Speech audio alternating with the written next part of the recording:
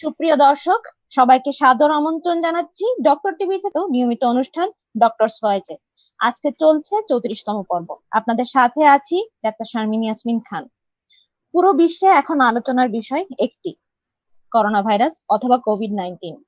পুরো বিশ্বে চেষ্টা করা হচ্ছে বিভিন্ন ওষুধ অথবা ভ্যাকসিন আবিষ্কারে। সেই আলোকে আজকে আমাদের আলোচনার বিষয় করোনায় কার্যকর ওষুধ। এই বিষয়ে কথা বলার জন্য আমার সাথে যুক্ত হয়েছেন তিনজন লিজেন্ডারি চিকিৎসক। পর্যায়ক্রমে তাদের সাথে পরিচয় করিয়ে দিচ্ছি।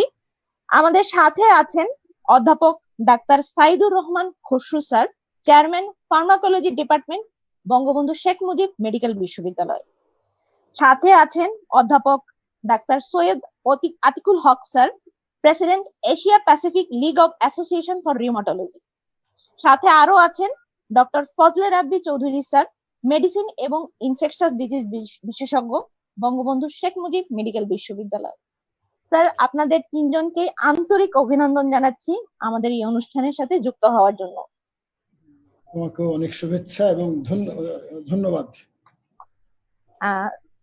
ধন্যবাদ স্যার। আমরা আলোচনার মূল বিষয়ে চলে যেতে চাচ্ছি। প্রথমেই আমি চলে যাব আমাদের শ্রদ্ধেয় খসরু স্যারের কাছে। স্যার, কোভিড-19 চিকিৎসার জন্য আমাদের হাতে এই মুহূর্তে কি কি কার্যকরী ওষুধ আছে, আপনি যদি সেই সম্পর্কে বলতেন। এখানে তো আসলে প্রশ্নটার মধ্যে কার্যকরী শব্দটা যদি ব্যবহার করা হয় তাহলে উত্তর দেওয়াটা আমি একজন ওষুধ বিজ্ঞানী হিসেবে একটু জটিল। মানে কার্যকরী বলতে আসলে যদি খুবই হতাশাব্যঞ্জক শোনালেও সত্যিকার অর্থে বিজ্ঞানের স্বাভাবিক নিয়ম মেনে কোনো একটি রোগে কোনো একটি ওষুধকে কার্যকর বলার যে সকল শর্ত আছে সেই সকল শর্ত পূরণ করে এই ধরনের আসলে কোনো ওষুধ এখন পর্যন্ত নেই। কিন্তু প্রশ্ন হচ্ছে যে কোভিড-19 চিকিৎসার ক্ষেত্রে আপনারা জানেন ইতিমধ্যে যে শতকরা 80% ক্ষেত্রে তো আসলে লক্ষণ ভিত্তিক চিকিৎসা, সেখানে ব্যবহার করা ওষুধগুলোকে আপনি কোভিড-19 ওষুধ বলতে পারেন, যেহেতু সেগুলো কোভিড-19 ব্যবস্থাপনায় ব্যবহার করা হচ্ছে বা চিকিৎসা ব্যবস্থা করা হচ্ছে। এর পরবর্তীতে বেশ কিছু সাপোর্টিভ থেরাপি যখন দেওয়া হয় সেখানেও বেশ কিছু ওষুধ ব্যবহার করা হয়, সেগুলোকে আপনারা কোভিড-19 ওষুধ বলতে পারেন। কিন্তু যখন আপনি বলেন করোনায় কার্যকর ওষুধ, তখন যদি মিন করেন আপনি যে আসলে করোনা ভাইরাসের বিরুদ্ধে কার্যকর এবং সেটা যদি মানবদেহে প্রমাণের প্রশ্ন নিয়ে আসেন এবং যে যখন ভাবে ফেজ 3 প্রমাণ করে এটার নিরাপত্তা এবং কার্যকারিতা প্রমাণ করে একটি ওষুধ হয়ে ওঠার যে শর্ত, সেই শর্ত আসলে এখনো কেউই পূরণ করেনি। তবে বলতে পারি এটার একটা প্রধান কারণ হচ্ছে যথেষ্ট সময়ও পাওয়া যায়নি। এটা আসার পরে মাত্র 5 মাস সময় আসলে ওষুধ আবিষ্কারের জন্য যথেষ্ট কম সময়। পৃথিবীতে আসলে গড়ে 10 বছরের কমে খুব কম ওষুধই পৃথিবীতে আবিষ্কৃত হয়েছে।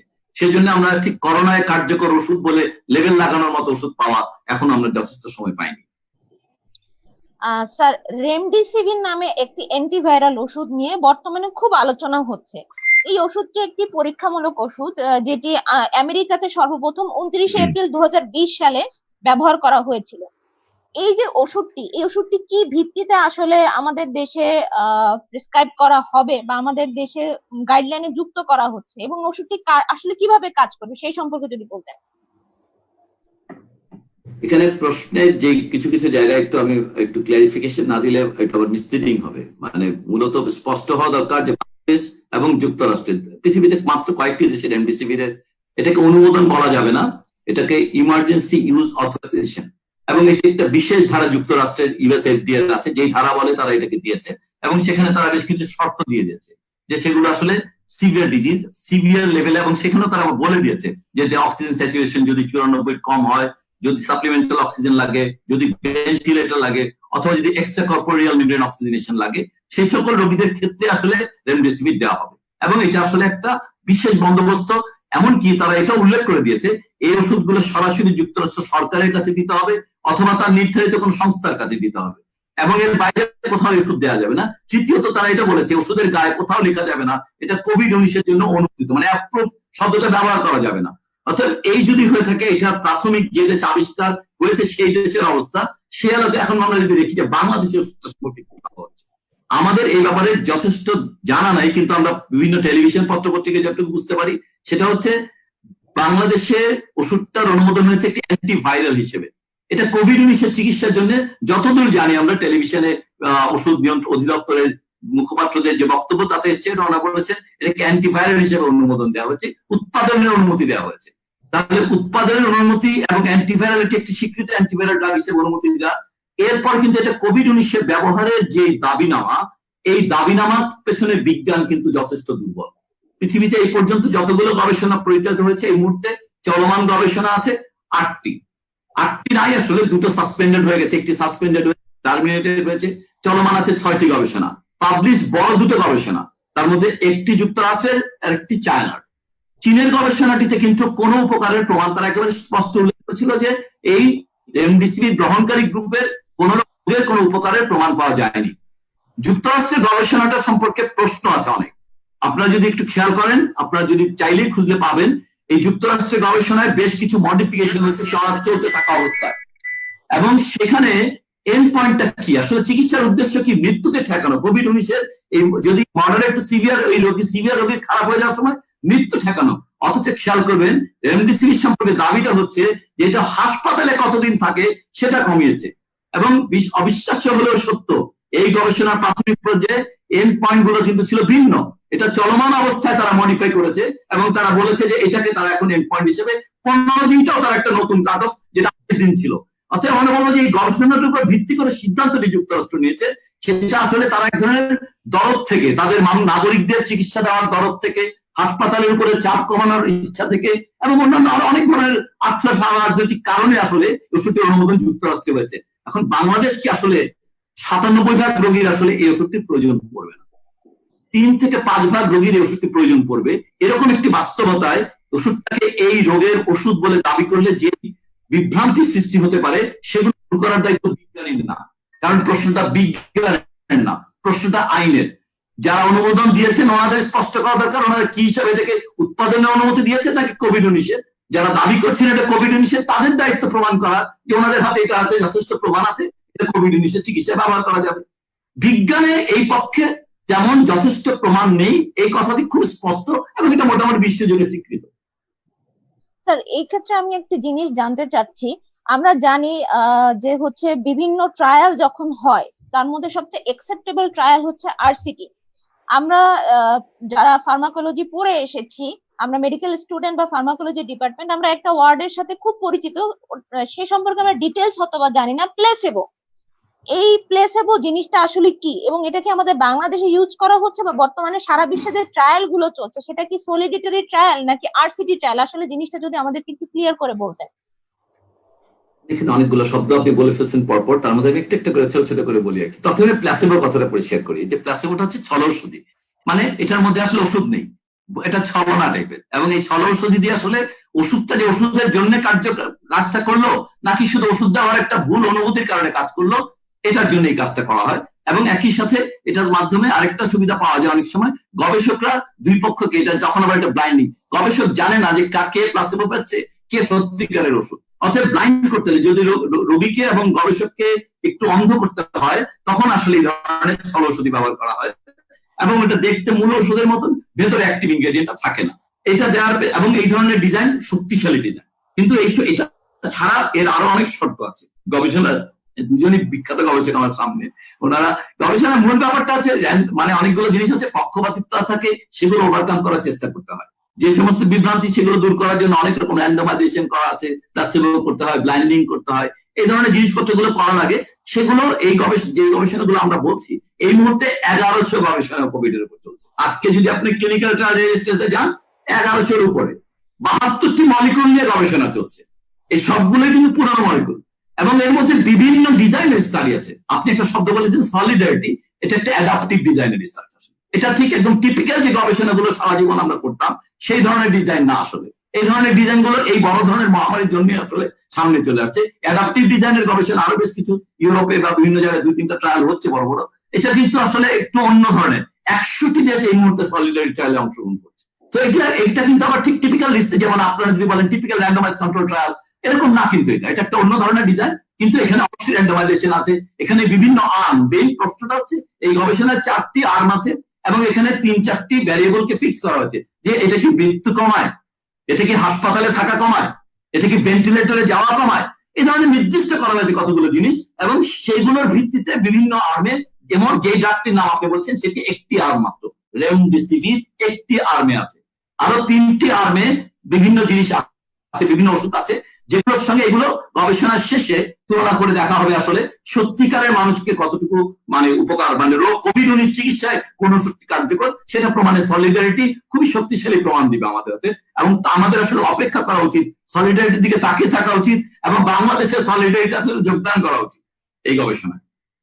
ধন্যবাদ স্যার। আমি এখন চলে যেতে চাচ্ছি অধ্যাপক ডাক্তার সৈয়দ আতিকুল হক স্যারের কাছে। স্যার, খসরু স্যার অনেক কিছু বললেন আমাদের গবেষণা নিয়ে, কিন্তু আমরা জানি আপনি সবচেয়ে বেশি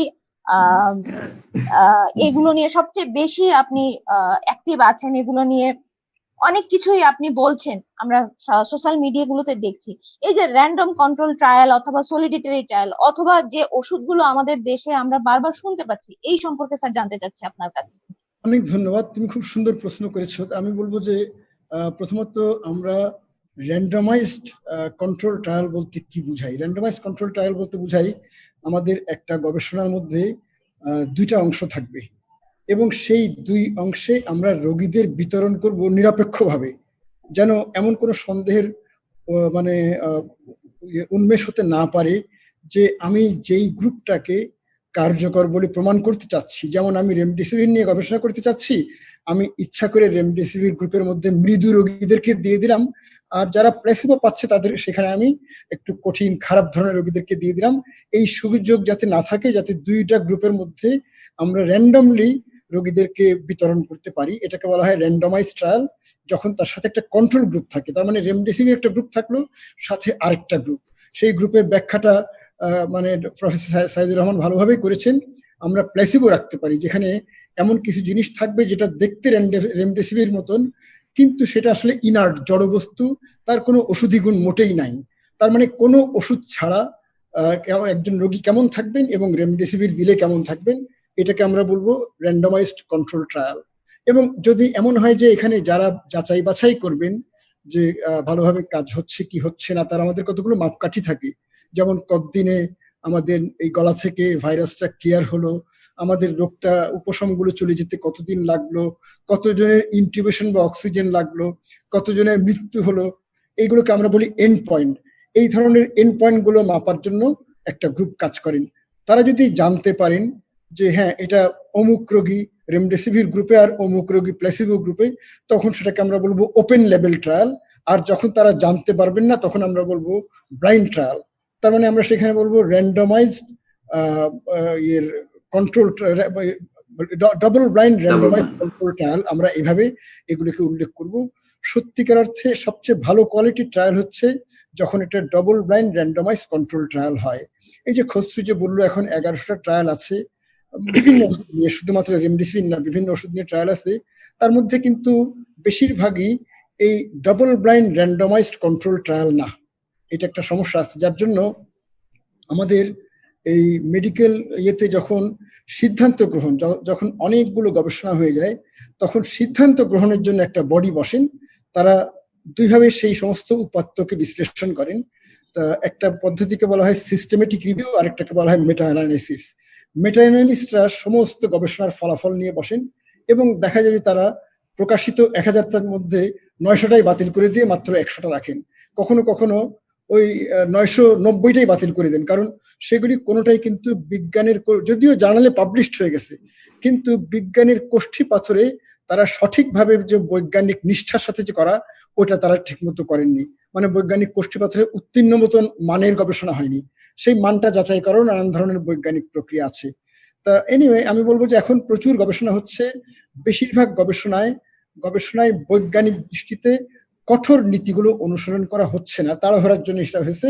কিন্তু আবার এটাও ঠিক যে অনেক গবেষণা এই কঠোরভাবে হচ্ছে, প্রতিপালিত হচ্ছে। কিছু কিছু গবেষণার প্রাথমিক রিপোর্ট আমরা পেয়েছি, যদিও চূড়ান্ত রিপোর্টগুলো এখনো আসেনি। স্যার, এজিথ্রোমাইসিন হাইড্রোক্সিক্লোরোকুইন নিয়ে বিভিন্ন সময়ে বিভিন্ন আশাবাদ ব্যক্ত করা হয়েছে, সেগুলোর কার্যকারিতা সম্পর্কে যদি বলতেন, এবং বিশেষ করে আমাদের শরীরের উপরে শারীরিক সাইড ইফেক্ট গুলো কি ছিল স্যার, সেগুলো নিয়ে যদি বলতেন। আচ্ছা, আমি প্রথমেই আমি বলবো যে আমাদের আলাপটাতে কিন্তু আমাদের যারা দর্শকদের মধ্যে যারা ডাক্তার না, তাদের মধ্যে একটা বিভীষিকা ছড়াবে, কারণ তারা মনে করবেন যে কোনো চিকিৎসা নাই। তা আমার মনে হয় সেই জন্য আমি এই যে হাইড্রোক্সিক্লোরোকুইন আর এজিথ্রোমাইসিনে যাওয়ার আগে এই ব্যাপারে যারা অচিকিৎসক দর্শক বা শ্রোতা, তাদেরকে আমি 2-3টা জিনিস একটু ক্লিয়ার করে দিতে চাই। প্রথম কথা হচ্ছে যে চিকিৎসা নাই মানেই একটা রোগ যে একটা বিভীষিকা, মৃত্যু অবশ্যম্ভাবী, এই ধারণা কিন্তু ঠিক না। আমাদের পৃথিবীতে কিন্তু অনেক রোগ আছে যেগুলো কোনো চিকিৎসা নাই, আপনা আপনি ভালো হয়ে যায়। অনেক চিকিৎসা, এই যে আমাদের সর্দি জ্বর ইনফ্লুয়েঞ্জা এগুলো কিন্তু বেশিরভাগের আপনা আপনি ভালো হয়ে যায়। ঠিক তেমনি আমাদের এই যে কোভিড-19 যে রোগটা, এই রোগটা শতকরা 80 ভাগের থাকে মৃদু, এবং এই 80 ভাগ মৃদু যাদের, তাদের সবাই কিন্তু আপনা আপনি ভালো হয়ে যান। 2 নম্বর, এরপরে আর 20 ভাগ মডারেট লক্ষণ নিয়ে আসেন, তার মধ্যে 5 ভাগ তীব্রের দিকে এগিয়ে যান, কিন্তু বাকি 15 ভাগ তীব্রের দিকে যান না। বাকি 15 ভাগ শুধুমাত্র আমাদের মানে সঠিকভাবে অক্সিজেন দিলেই তারা আবার ভালো হয়ে যান। কিন্তু এটা ঠিক যে অক্সিজেন না দিলে তারা রক্তে অক্সিজেনের ঘাটতিতে আক্রান্ত হন। অক্সিজেনের ঘাটতিতে আক্রান্ত হলেই যে সবাই মৃত্যুর দিকে যাবেন তাও না, তার থেকেও কিন্তু অনেকে ভালো হয়ে আসেন আমাদের শরীরের যে ইমিউন সিস্টেম তার বদৌলতে। তার মানে আমরা বলতে পারি যে আমাদের শতকরা 90 থেকে 95 ভাগ রোগী কিন্তু আমাদের কোনো চেষ্টা যদি নাও থাকতো, ধরেন কোনো হাসপাতাল নাই, কোনো ডাক্তার নাই, অক্সিজেন নাই, কিছু নাই, তবুও কিন্তু শতকরা 90 থেকে 95 ভাগ মানুষই এই কোভিড-19 নামক একটা মারাত্মক রোগ থেকে আপনা আপনি ভালো হয়ে আসতেন। এবং সেটা আমরা দেখছি আমাদের কলিগদের মধ্যে, আমাদের পরিচিত বন্ধু বান্ধব অনেকে আক্রান্ত হচ্ছেন, বেশিরভাগই ভালো হয়ে যাচ্ছেন। কিন্তু এটা ঠিক যে তারপরেও আমাদের চেষ্টা রাখতে হয়, কারণ ওই যে শতকরা 5 ভাগ মারা যাবেন, সেই 5 ভাগ যদি একটা দেশে যদি 2 কোটি মানুষ আক্রান্ত হন, শতকরা 5 মানে কিন্তু 10 লাখ। 10 লাখের মৃত্যু কিন্তু একটা বিশাল বেদনাময় এবং জাতির জন্য একটা বিরাট লস। কাজেই আমাদের সেই 5 ভাগকে মৃত্যু থেকে আমাদের রক্ষা করার প্রয়োজন আছে। এখন এই প্রয়োজনে আমি বলবো যে যেহেতু আমাদের কার্যকর ওষুধ নাই, সেই কারণে, এবং রোগটাতে যেহেতু কিছু কিছু মৃত্যু ঘটে এবং ঘটছে, সেই কারণে আমাদের কিন্তু করতে হবে কি, এই ভাইরাসটা যাতে ছড়াতে না পারে, ট্রান্সমিশনটাকে যে প্রতিরোধ করা, এইটার উপর আমাদের জোর দিতে হবে। আমাদের ওই যে কি ওষুধ আবিষ্কার হলো, কোনটা কেমন কাজ করে সেটা নিয়ে বেশি মাতামাতি করলে আমার ওই শেক্সপিয়ারের একটা নাটকের নাম পড়ে যায়, মাচ অ্যাডো অ্যাবাউট নাথিং। মানে যেগুলি কিছুই করছে না সেগুলি নিয়ে আমরা লাফালাফি করছি, সেগুলির পিছিয়ে আমরা কোটি কোটি টাকা ঢেলে দিচ্ছি, অথচ যেই যে মানে লকডাউন, সোশ্যাল ডিস্টেন্সিং, তারপরে আমাদের হাত ধোয়া, মাস্ক পরা, এই জিনিসগুলোর উপর কিন্তু এগুলোকে আমরা কার্যকরভাবে প্রয়োগ করার পিছনে আমরা আমাদের কোনো রিসোর্স এঙ্গেজ করছি না। তা কাজে এটা হচ্ছে একটা বিষয়, যে আমাদের কিন্তু আরো বেশি কার্যকর পথ আছে, যেই পথ দিয়ে আমরা সংক্রমণ প্রতিরোধ করতে পারবো, আমরা মৃত্যু প্রতিরোধ করতে পারবো, ওষুধ না থাকুক। তারপরে 2 নম্বর হচ্ছে, যারা আক্রান্ত হবেন এবং যারা মাঝারি সংক্রমণে আক্রান্ত হচ্ছেন, যাদের হাসপাতালে ভর্তি করতে হচ্ছে, তাদের জন্য কিন্তু এই যে হাইড্রক্সিক্লোরোকুইন, এজিথ্রোমাইসিন, রেমডেসিভির, এদের চেয়ে বেশি প্রমাণিত কিন্তু কিছু চিকিৎসা পদ্ধতি আছে, এগুলির কথা কেউ বলেন না। যেমন অক্সিজেন, অক্সিজেন একটা অত্যন্ত কার্যকর, এবং অক্সিজেনটা সুলভ। অক্সিজেন কিন্তু চাইলে, বাংলাদেশে কিন্তু 4টা কোম্পানি অক্সিজেন উৎপাদন করেন, এবং তারা কিন্তু অলরেডি ঘোষণা করে দিয়েছেন যে তারা চাইলে বাংলাদেশের সমস্ত কোভিড হাসপাতালে অক্সিজেন সরবরাহ করবেন। আমরা কিন্তু অক্সিজেনের কিভাবে সর্বোচ্চ সদ্ব্যবহার করা যায় সেটা নিয়ে আমরা কখনোই কথা বলি না। আরেকটা হচ্ছে লো মলিকুলার ওয়েট হেপারিন, তার পক্ষেও কিছু গবেষণার ফল এসেছে, এবং তার যে রেশনালিস্টিক বেসিস আমরা বলি, যে ওষুধটা কাজ করার বায়োলজিক্যাল প্লজিবিলিটি কতখানি, মানে জীববৈজ্ঞানিক বিশ্বাসযোগ্যতা কতখানি যে এই ওষুধটা আসলেই কাজ করবে, সেটা কিন্তু যেমন হাইড্রক্সিক্লোরোকুইন, এজিথ্রোমাইসিনের ক্ষেত্রে অনেক কম, কিন্তু এই মানে আমাদের অ্যান্টিকোয়াগুলেন্ট লো মলিকুলার ওয়েট হেপারিন নিয়ে অনেক বেশি, অথচ সেটা নিয়ে আমাদের চর্চা হচ্ছে না, আলোচনা হচ্ছে না, এর সুষ্ঠু এবং সর্বোচ্চ সদ্ব্যবহার হচ্ছে না। আমি এরপরে আসছি তোমার মূল প্রশ্ন, হাইড্রক্সিক্লোরোকুইন এবং এজিথ্রোমাইসিন। হাইড্রক্সিক্লোরোকুইন আর এজিথ্রোমাইসিন নিয়ে প্রথম গবেষণাটা হয়েছিল ফ্রান্সে, ফ্রান্সের একটা হাসপাতালে, এবং সেখানে তারা একটা 36 জনের একটা গ্রুপ ছিল, এবং সেই গ্রুপে তারা কিছু রোগীকে হাইড্রক্সিক্লোরোকুইন দেন, এবং তারপরে একটা পর্যায়ে যখন হাইড্রক্সিক্লোরোকুইনে কাজ হচ্ছিল না, তখন তার সাথে তারা এজিথ্রোমাইসিন দেন। সেখানে রোগীর সংখ্যা খুবই কম, 6 জন পড়ে গিয়েছিলেন। আলটিমেটলি 30 জনকে সম্ভবত এই অ্যানালাইসিসের জন্য নেওয়া হয়েছিল, এবং সেখানে দেখা গিয়েছিল যে নেজোফ্যারিঞ্জিয়াল ক্যারেজ, মানে আমাদের এই গলা থেকে ভাইরাস যে পাওয়া, এটা নেগেটিভ হতে মানে কতজনের, 1 সপ্তাহের মাথায় কতজনের নেগেটিভ হয়। দেখা গেছিল যারা হাইড্রক্সিক্লোরোকুইন তাদের মধ্যে সেটা বেশি হারে নেগেটিভ হচ্ছে, এবং যারা তার সাথে হাইড্রক্সিক্লোরোকুইনের সাথে যাদের এজিথ্রোমাইসিন যোগ করা হচ্ছে, তাদের ক্ষেত্রে আরো বেশি হারে নেগেটিভ হচ্ছে। কিন্তু ওই স্টাডিটার যথেষ্ট ত্রুটি ছিল, যেমন সংখ্যা কম, এটা কোনো কন্ট্রোল স্টাডি ছিল না, এটা প্লেসিবো কন্ট্রোল স্টাডি ছিল না, র্যান্ডমাইজ ছিল না, এই ধরনের নানান রকম মেথোডোলজিক্যাল ত্রুটি তার মধ্যে ছিল। কিন্তু এবং এটাও ঠিক যে 6 জন সেখানে মারা গিয়েছিলেন, সেই 6 জন কি পেয়েছিলেন সেই গবেষণা রিপোর্টে তারও উল্লেখ নাই। তা সবকিছু মিলায় এটা একটা ফ্লড স্টাডি ছিল। এরপরে হাইড্রক্সিক্লোরোকুইন আর এজিথ্রোমাইসিন নিয়ে আরো কিছু গবেষণা প্রকাশিত হয়েছে, তার মধ্যে কিছু পক্ষেও আছে আর কিছু বিপক্ষেও আছে, কিন্তু যেগুলি পক্ষে সেগুলি তো বিরাট কোনো আকাশ পাতাল কোনো তফাৎ বেনিফিট দেখাচ্ছে না। সবকিছু মিলিয়ে আমি বলবো যে আমরা এটা নিয়ে এখনো চূড়ান্ত কথা বলার মতন পর্যায়ে এখন আমরা পৌঁছাতে পারিনি। ঠিক তেমনি হাইড্রক্সিক্লোরোকুইন নিয়েও শুধু হাইড্রক্সিক্লোরোকুইন নিয়ে প্রচুর গবেষণা হয়েছে। আমার কাছে মানে 19টা গবেষণার প্রাথমিক রিপোর্ট আমার হাতে এসেছে, হয়তো আরো বেশি, এটা অধ্যাপক সাইদুর রহমান আমার চেয়ে ভালো জানবেন। সেখানেও কিন্তু সেই একই মানে আমি বলবো কনফ্লিক্টিং ডাটা, কোন স্টাডি বলেছে যে কাজ হয়, কোন স্টাডি বলেছে কাজ হয় না এমন। এবং যে স্টাডিগুলো বেশি বড় স্টাডি, যেমন আমি বলবো একটা আমেরিকার university of Wayne university, Columbia university আর সম্ভবত আরেকটা মিশিগান ইউনিভার্সিটি, এই ইউনিভার্সিটিতে 3টে ট্রায়াল ছিল যেগুলো কন্ট্রোল ট্রায়াল এবং সেগুলি বড় আকারের। সেগুলোতে কিন্তু দেখা গেছে যে যারা হাইড্রক্সিক্লোরোকুইন খাচ্ছিলেন তাদের ক্ষেত্রে ইনটিউবেশন, তার মানে তাদেরকে মেকানিক্যাল ভেন্টিলেশনের প্রয়োজন তাদের বেশি হয়েছিল, তাদের অন্যান্য শ্বাসজনিত জটিলতাও বেশি হয়েছিল, এবং তাদের ক্ষেত্রে একটা স্টাডিতে আছে ওই ইউনিভার্সিটি, তাদের ক্ষেত্রে মৃত্যুর হারটাও কিছুটা বেশি ছিল।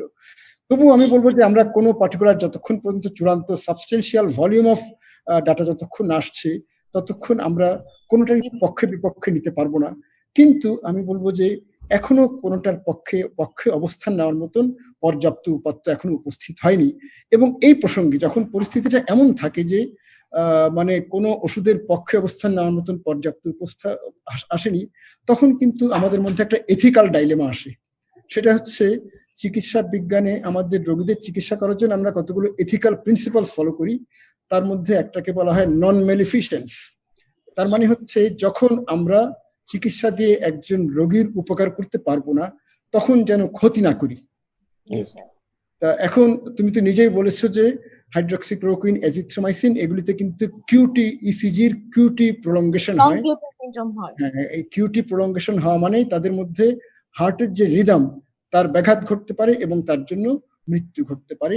হাইড্রক্সিক্লোরোকুইন অথবা হাইড্রক্সিক্লোরোকুইন প্লাস এজিথ্রোমাইসিন এগুলি দিয়ে যে সমস্ত গবেষণা হয়েছে সেগুলোতে কিউটি প্রলঙ্গেশন, তার থেকে হার্টের অ্যারিথমিয়া এবং তার থেকে মৃত্যুর কিছু তথ্য আছে। এবং সেই কারণে সুইডেন কিন্তু হাইড্রক্সিক্লোরোকুইনের ট্রায়ালে নিজেকে উইথড্র করে নিয়েছে। সুইডেনও কিন্তু ইউরোপের একটা মাল্টিন্যাশনাল ট্রায়াল হচ্ছে, তার একজন অংশীদার ছিল। সুইডেন জাতিগতভাবে সেই ট্রায়াল থেকে তাদেরকে উইথড্র করে ফেলেছে। ফ্রান্সেরও বেশ কয়েকটা হাসপাতাল তাদেরকে উইথড্র করে ফেলেছে এই কিউটি প্রলঙ্গেশন এবং তার জনিত অ্যারিথমিয়া এবং মৃত্যুর কারণে। কাজেই আমাদের খেয়াল রাখতে হবে, আমাদের নন ম্যালিফিসেন্সের প্রশ্নটা আমাদের মাথায় রাখতে হবে। আমাদের হাতে যে অস্ত্রগুলো আছে, প্রমাণিত অস্ত্র, সেগুলো সদ্ব্যবহার করতে হবে, সর্বোচ্চ সদ্ব্যবহার। এবং রোগীকে ক্ষতি করতেও পারে, উপকারের সুনির্দিষ্ট প্রমাণ নাই, এই ধরনের ওষুধ আবেগ তাড়িত হয়ে এই ধরনের ওষুধের ব্যবহারের দিক থেকে আমাদের নিজেদেরকে একটু আটকে রাখতে হবে। ধন্যবাদ স্যার। ধন্যবাদ স্যার। আমি এখন ফজলে রাব্বি স্যার চৌধুরী স্যারের কাছে চলে যেতে চাচ্ছি। স্যার, আমরা জানি বঙ্গবন্ধু শেখ মুজিব মেডিকেল বিশ্ববিদ্যালয়ে ফিভার ক্লিনিক চালু আছে, সে প্রথম থেকেই আমরা খুবই অ্যাক্টিভ ভাবে কাজ করছে। এখানে কি এজিথ্রোমাইসিন অথবা হাইড্রোক্সিক্লোরোকুইন ব্যবহার করা হচ্ছে? ধন্যবাদ। প্রথমেই বলি, আমাকে আসলে আমার এই দুইজন প্রথিতযশা চিকিৎসক শিক্ষকের সাথে একই প্ল্যাটফর্মে আপনি সুযোগ করে দেওয়ার জন্য আমি খুবই ধন্যবাদ জানাই। আমি আপনার এই অনুষ্ঠানের মাধ্যমে কনগ্রেচুলেট করতে চাই প্রফেসর সমীর সাহা এবং ওনার টিমকে, সেজুতি সাহা। ওনারা আজকে প্রথম বাংলাদেশ থেকে প্রথম হোল জেনোম সিকোয়েন্স জিআইএস ওয়েবসাইটে আপলোড করা হয়েছে। এটা খুবই একটা সুখের খবর, আমি তাদেরকে কনগ্রেচুলেট করছি। এখন হ্যাঁ, আপনি সঠিক বলেছেন, আমরা এখন পর্যন্ত ফিভার ক্লিনিকে প্রায় 1300+ Covid positive mild to moderate patient আমরা চিকিৎসা করেছি। তো আমরা চিকিৎসা করার জন্য আমাদের যে ডক্টররা ওখানে কাজ করেন তাদের সাথে প্রতি শিফটে যাওয়ার আগে আমাদের একটা ছোট ট্রেনিং প্রোগ্রাম হয়, এবং সেখানে আমরা মাইল্ড টু মডারেট যদি রেডিওলজিক্যাল চেঞ্জ থাকে, এখন তো জানেন যে আরটিপিসিআর পজিটিভ না হলেও আপনার একটা কেস ডেফিনেশনে সাসপেক্ট করা যায় যে এটা কোভিড হতে পারে। তো তাদের ক্ষেত্রেও আমরা অ্যাজিথ্রোমাইসিন বা হাইড্রোক্সিক্লোরোকুইন দেওয়ার ব্যাপারে এনকারেজ করিনি। আমরা এটা বলেছি যে এটা আমরা এনকারেজ করছি না। আপনি জানেন, তারপরেও দিনের শেষে তো একজন চিকিৎসক উনি ব্যক্তিগতভাবে সিদ্ধান্ত নেন যখন উনি একটা প্রেসক্রিপশন করেন, কিন্তু আমরা প্রাতিষ্ঠানিকভাবে এটাকে এনকারেজ করিনি। তো এখন আমরা আগামী সপ্তাহ থেকে আমাদের বিএসএমএম এর একটি গবেষক দল, আমরা আইআরবি ক্লিয়ারেন্সের অপেক্ষায় আছি। আমরা এখন এই 1200+ কোভিড পজিটিভ পেশেন্টদেরকে আমরা এখন ফলো আপ করতে চাই, এবং আমরা ফলো আপ করে দেখব, কারণ এখানে একটা বড় অংশের রোগীরা আমরা অ্যাজিথ্রোমাইসিন হাইড্রোক্সিক্লোরোকুইন না দেওয়া সত্ত্বেও তারা পজিটিভ হয়, হয়তো কোনো হটলাইন বা আইডিসিআর এ তারা যোগাযোগ করেছে, এবং সেখানে হয়তো ন্যাশনাল গাইডলাইন ফলো করে আমাদের ধারণা একটা বড় অংশের রোগী আমরা ডিসকারেজ করার পরেও হয়তো অ্যাজিথ্রোমাইসিন হাইড্রোক্সিক্লোরোকুইন খেয়ে ফেলেছেন। তো আমরা এখন আসলে ফলো আপ করে দেখতে চাই। আমরা কয়েকটা ক্লিনিক্যাল প্যারামিটারও সেট করেছি, যে তার সিমটম রেজলিউশন কতদিনে হলো, তিনি মডারেট থেকে সিভিয়ারে শিফট হয়েছিলেন কিনা, হাসপাতালে ভর্তি কতজনের প্রয়োজন হয়েছে, তাদের ভিতরে অক্সিজেন কতজনের প্রয়োজন হয়েছে, এরকম আমরা কিছু ক্রাইটেরিয়া সেট করার চেষ্টা করেছি। এবং আমরা এখন দেখার চেষ্টা করছি যে সত্যিই আসলে যারা খেয়েছেন, যদিও এটা মেথোডোলজিক্যালি একটু উইক, তারপরেও আমরা দেখার চেষ্টা করব আর কি, যে সত্যি এখানে কোনো পার্থক্য চোখে পড়ে কিনা। তবে আমাদের ক্লিনিকে আমরা এটা এনকারেজ করিনি, আমরা এটা দেইনি, দেওয়ার কথা বলিনি। ধন্যবাদ স্যার। স্যার, আপনার কাছে আমার পরবর্তী প্রশ্ন হচ্ছে, আমরা অনেকেই জানি যে আপনি অক্সফোর্ড ইউনিভার্সিটি থেকে ইনফেকশাস ডিজিজের উপরে গ্রাজুয়েশন কমপ্লিট করেছেন। তো আমরা এটাও জানি যে অক্সফোর্ড ইউনিভার্সিটিতে একটি ভ্যাকসিন তৈরি করার কাজ চলছে, অনেকদিন যাবতীয় চেষ্টা করা হচ্ছে, সেই সম্পর্কে আমাদের যদি একটু বলতেন। জি, ধন্যবাদ। অক্সফোর্ডে নুফিল ডিপার্টমেন্ট অফ মেডিসিনেরই একটা সহযোগী ইনস্টিটিউট হলো জেনার ভ্যাকসিন ইনস্টিটিউট, এবং জেনার ভ্যাকসিন ইনস্টিটিউট, ওখানে professor Sarah, professor Adrian Hill, ওনারা অনেকদিন থেকেই মার্স কোভির একটা ভ্যাকসিন ডেভেলপের চেষ্টা করছেন। ওই একই ইনস্টিটিউট ম্যালেরিয়া এবং এইচআইভির ভ্যাকসিনের জন্য অনেক দিন থেকে চেষ্টা করে যাচ্ছে, এবং অনেকটা কাছাকাছি পৌঁছেছে। তো মার্স কোভির ক্ষেত্রে ওনারা একটা ভ্যাকসিন ফেজ 2 ক্রস করে ওনারা ফেজ 3-তে চলে গেছেন, এবং এটাকে যথেষ্ট কার্যকর হিসাবে দেখতে পেয়েছেন। সেই অভিজ্ঞতাকে কাজে লাগিয়ে জেনার ইনস্টিটিউট সার্স কোভির ক্ষেত্রে একই রকমের একটা ভ্যাকসিন ডেভেলপ করার চেষ্টা করছে। তো এখানে জেনার ইনস্টিটিউট তাদের একটা নিজস্ব পেটেন্ট প্ল্যাটফর্ম ডেভেলপ করেছে, যেটাকে তারা চ্যাডক্স, আপনারা যেটা সবসময় শুনেন, চ্যাডক্স কোভিড ভ্যাকসিন। চ্যাডক্সটা হলো শিম্পাঞ্জির সিএইচ হলো চ্যাডের সিএইচ, আর ডক্স হলো একটা অ্যাডিনো ভাইরাস আর কি, আর অক্সফোর্ডের আবিষ্কার, এর জন্য চ্যাডক্স আর কি। তো একটা অ্যাডিনো ভাইরাস যেটা শিম্পাঞ্জিতে কমন ফ্লু করে, খুব কমন ফ্লু করে অ্যাডিনো ভাইরাসটা, সেই শিম্পাঞ্জির ওই অ্যাডিনো ভাইরাসটাকে জেনেটিক্যালি মডিফাই করা হয়েছে যাতে এটা হিউম্যান বডিতে দেওয়ার পরেও হিউম্যানে কোনো ফ্লু করবে না। এটা হলো ফার্স্ট স্টেপের মডিফিকেশন। তাহলে এই চ্যাডক্সটাকে প্ল্যাটফর্ম হিসেবে ব্যবহার করা হয়, এটাকে বলতে পারেন একটা ফেরি, যে ওই ফেরির উপরে আপনি যে ডিজিজের ভ্যাকসিন বানাতে চান ওই ভ্যাকসিনের ইমিউনোজেনিক পোর্শনটা ওই চ্যাডক্সের উপরে বসিয়ে দিয়ে চ্যাডক্সকে বলবেন যে আপনি সেলের ভিতরে ঢুকে যান। হ্যাঁ, এটাকে একটা ফেরি হিসাবে ব্যবহার করা, এটা একটা জেনার ইনস্টিটিউটের একটা প্যাটেন্ট করা একটা জিনিস, কিন্তু সম্পূর্ণ ইনোভেটিভ, এটা অন্য কেউ ডেভেলপ করতে পারেনি। তো এই চ্যাডক্সের এই প্ল্যাটফর্মটা ব্যবহার করার চেষ্টা করা হয়েছে সার্স কোভির ক্ষেত্রে। তারা যে স্পাইক প্রোটিন, আমরা জানি যে স্পাইক প্রোটিনটা বাইরের, এটা one of the highly immunogenic component, ওই স্পাইক প্রোটিনের একটা অংশকে আবার মিউটেশন করা হয়েছে। এগুলো কিন্তু লাইভ বা ডেড ভ্যাকসিন না, এটা কোনো সেল দেওয়া হচ্ছে না, এটা দুইটাই জেনেটিক্যালি মডিফাইড ভ্যাকসিন। তো স্পাইক প্রোটিনের একটা পোর্শনকে মিউটেশন করে দিয়ে ওই চ্যাডের শিম্পাঞ্জি অ্যাডিনোর ফেরিতে বসিয়ে দিয়ে ওটাকে সরাসরি সেলের ভিতরে ঢুকিয়ে দিয়ে চেষ্টা করা হচ্ছে যে আমাদের শরীরের যে ইননেট ইমিউন সিস্টেম আছে, আমাদের যে CD8 টি সেল এবং তার যে কম্পোনেন্টস গুলা, natural killer cell, INK T cell, gamma delta T cell, MAIT cell, এরা প্রচুর পরিমাণ interferon, gamma, TNF, alpha release করতে পারে।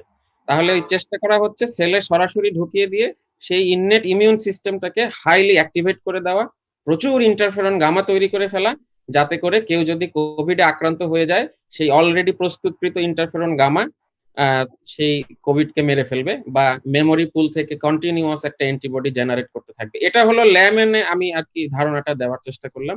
এবং তারা অলরেডি এটা ফেজ 2 মার্স কোভিতে ফেজ 2 করে যাওয়ার পরেও তারা এটারও আবার তারা কিন্তু চাইলে চায়নার মডেলটা ফলো করতে পারতো। আপনি একটু জানবেন যে ব্রিটিশরা কিন্তু খুব কনজারভেটিভ।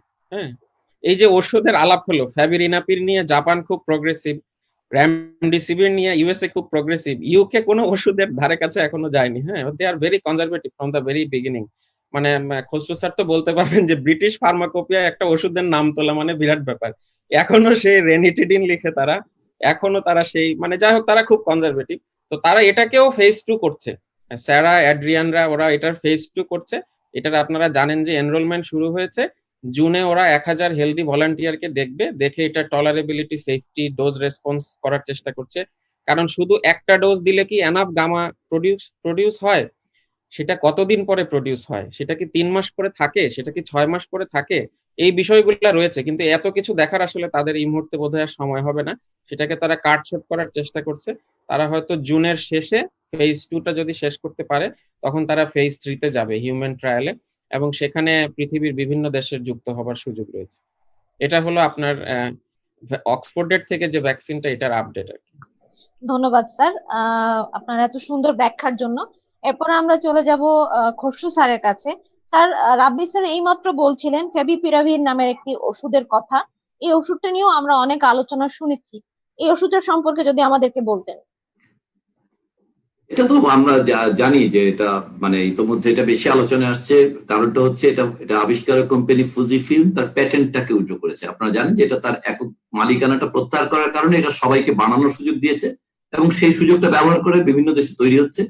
কিন্তু এটা মনে রাখা দরকার, এটা এখন পর্যন্ত কোনো ফেজ 3, যেটা বারবার বলছেন, ফেজ 3 ক্রস করেনি। ফেভিপিরাভির এখনো পৃথিবীর কোনো ফেজ 3 ক্রস করেনি। ফেজ 3 যতক্ষণ ক্রস না করে ততক্ষণ ডাক্তার অনুমোদিত ওষুধ বলা যায় না। এটা রিসার্চ লেভেল, আপনি যেটা শুরুতে বলছেন। সো এটা অবশ্যই রিসার্চ করার জন্য ফেভিপিরাভির একটা ওষুধ এখন পর্যন্ত অনুমোদিত ওষুধ আকারে পৃথিবী, নট ইভেন ইন জাপানেও এটা এখনো ফেজ 3 ট্রায়াল চলছে। অতএব আমরা ফেভিপিরাভির আমাদের দেশেও এসেছে, কিন্তু এই বিষয়গুলোর ব্যাপারে আমরা খুবই সংযমী, সংযত হতে চাই। আমরা মনে এবং এই বিষয়গুলোকে আমরা মনে করি যে আসলে মিডিয়াতে যেভাবে এই ধরনের বিভিন্ন ওষুধগুলো সম্পর্কে বলা হচ্ছে এবং মানুষের মধ্যে এক ধরনের আশা বা উচ্ছ্বাস তৈরি করা হচ্ছে, সেটা আসলে ভবিষ্যতে চিকিৎসক এবং রোগীর মধ্যে ভুল বোঝাবুঝি সৃষ্টি করবে, প্রাতিষ্ঠানিকভাবে ওষুধগুলোর প্রাপ্যতা সম্পর্কে প্রশ্ন তৈরি করবে, এবং সার্বিকভাবে আসলে মানুষের স্বাভাবিক, যেটা আতিক স্যার বলেছেন খুব স্পষ্ট, যে 95% রোগী ভালো হয়ে যাবে, কিন্তু তখন যদি মৃত্যুবরণের কারণ হয়ে উঠবে এই সমস্ত ওষুধের অপ্রাপ্যতা, যার সঙ্গে আসলে এই মৃত্যুর কোনো সম্পর্কই ছিল না। অতএব ব্যাপারটা খুবই সংযমের সঙ্গে সংযত হয়ে বলা দরকার। ফেভিপিরাভির, রেমডেসিভির এগুলো প্রায় একই ধরনের।